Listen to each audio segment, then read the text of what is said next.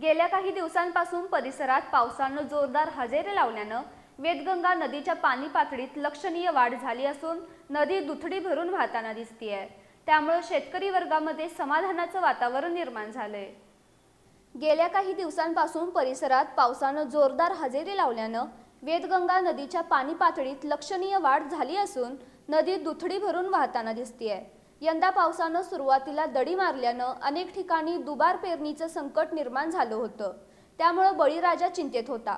मात्र गेल्या काही दिवसांपासून सुरू असलेल्या दमदार पावसामुळे शेतकऱ्यांना दिलासा मिळाला असून पिकांच्या वाढीला पोषक वातावरण निर्माण झाले। त्यामुळे शेतकऱ्यांनी समाधान व्यक्त केले।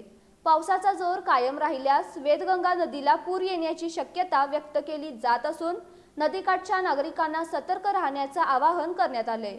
दरम्यान पावसामुळे शेतीची कामं वेगाने सुरू झाली असून खत, बियाणे आणि अन्य शेती साहित्य खरेदीसाठी कृषी सेवा केंद्रांवर शेतकऱ्यांची मोठी गर्दी होतीये।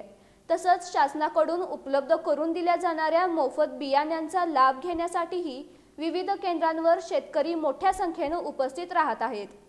एकूणच पावसानं वेळेत पुनरागमन केल्यानं बळीराजाच्या आशा पुन्हा पल्लवित झाल्या असून परिसरात आनंदाचं वातावरण निर्माण झाले।